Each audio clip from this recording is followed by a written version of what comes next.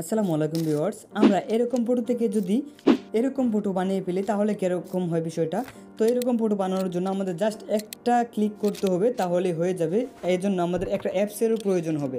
তো অ্যাপসটা আপনি কীভাবে ডাউনলোড করবেন আমি দেখিয়ে দিচ্ছি। অ্যাপসটাতে চলে আসার পরে আপনার কিছু অ্যালাউ পারমিশন চাইলে অবশ্যই দিয়ে দিবেন। আর ভাষাটা বাংলা সিলেক্ট করতে পারেন, ইংলিশও সিলেক্ট করতে পারেন, মানে ভাষা সিলেক্ট করতে হয়। তো এখান থেকে আমি ভাষাটা বাংলা বলে সিলেক্ট করে দিয়েছিলাম। এখন দেখেন বাংলা লেখাগুলো কীরকম। তো এখন এখান থেকে দেখেন অনেকগুলো টেমপ্লেট সাজানো থাকবে, মানে এটা টেমপ্লেটেরই। ধরেন আমরা যখন টিকটকে অনেক ভিডিও বানিয়ে ফেলি যে এক ক্লিকে, এরকম এখান থেকে এক ক্লিকে কিন্তু আমরা ফটো বানিয়ে ফেলতে পারবো। তো এখান থেকে দেখেন নতুন, সুপারিশ করুন, কার্টুন, যেমন খুশি তেমন সাজো, character effect, Olympic, cartoon, 3D, game character, এরপরে পোষা প্রাণী, পেন্টিং, উৎসব। তো এরকম দেখেন আরও ক্যাটাগরি আছে, অসংখ্য ক্যাটাগরি। তো এখান থেকে আমি কার্টুনে দিই, আপনার যে ক্যাটাগরিটা পছন্দ সেটা আপনি নিতে পারেন। সচরাচর এটাতে অ্যাড দেয় না, যদি অ্যাড দেয় তাহলে 5 সেকেন্ডের বেশি হয় না। তো এখান থেকে আপনার যেটা পছন্দ হয় আপনি কিন্তু সেরকম একটা কার্টুন পিকচার বানিয়ে নিতে পারেন। ধরেন আমি এটার মতন একটা কার্টুন পিকচার বানিয়ে নিব। তো আমি এটাতে একটা ক্লিক করে দিলাম, তারপরে আমার গ্যালারিটা শো করছে। গ্যালারিটা শো করার পরে আমি যে ফটোটা বানাতে চাচ্ছি সেই ফটোটা সিলেক্ট করে দিব। এটা হচ্ছে কোরিয়ান কমিক্স।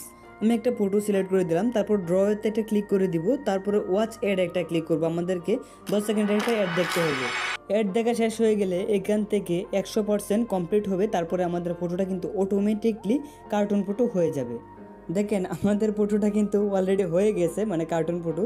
দেখেন আগে কীরকম ছিল আর এখন কীরকম হয়েছে, মানে একটু অন্যরকম হয়েছে। যেহেতু কমিক্স বলে বুঝতেই পারছেন লাস্টে এক্স আছে, তাহলে একটু কমিক্সই হয়ে গেছে।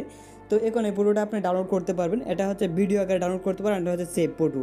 তো অরিজিনাল ফটোটা যদি আপনি সেভ করতে চান তাহলে অরিজিনাল ফটো সহ পাশ দিয়ে এটা চলে আসবে। আর যদি অরিজিনাল ফটোটা ছাড়া হয় তাহলে এটাকে আপনি অফ করে দিবেন, তাহলে অরিজিনাল ফটোটা আর আসবে না। এখন আপনি সেভে ক্লিক করলে এটা সেভ করতে পারেন। আমার সাজেস্ট হচ্ছে আপনি স্ক্রিনশট নিয়ে নেবেন, কারণ হচ্ছে আপনারা যদি সেভ করেন তাহলে একটা ওয়াটারমার্ক থেকে যায়। যদি ওয়াটারমার্ক আপনি না রাখতে আপনার ফোনে যেভাবে স্ক্রিনশট নেওয়া হয় সেভাবে আপনি একটা স্ক্রিনশট নিয়ে নেবেন। আর যদি সরাসরি ডাউনলোড করতে চান তাহলে এভাবে করতে পারেন। সেভ একটা ক্লিক করে দিবেন, তারপরে সেভ অপশনটা দেখবেন চলে আসবে প্রথমে। তো সেভে একটা ক্লিক করে দিবেন, তারপর অটোমেটিকলি দেখবেন যে আপনার ফোনে সেভ হয়ে গেছে। এখন দেখবেন যে আমার এখানে কয়েকটা ফটো সেভ হয়ে গেছে মনে হয় স্ক্রিনশট সহ। এটা হচ্ছে আমি যেটা সেভ করেছি সরাসরি, আর এটা হচ্ছে স্ক্রিনশট। তো স্ক্রিনশটটা আমি যদি ক্রপ করে ফেলি তাহলে আর কোনো আমার ওয়াটারমার্ক থাকছে না। এখন আমরা অ্যাপটা কীভাবে ডাউনলোড করব, আপনারা প্লে স্টোরে চলে আসবেন। আসার পরে all art generator draw show, তো এটা লিখে সার্চ করে দিলে আপনারা অ্যাপটা পেয়ে যাবেন। তাছাড়া কুইক আর্ট লিখলেও কিন্তু অ্যাপসটা পেয়ে যাবেন।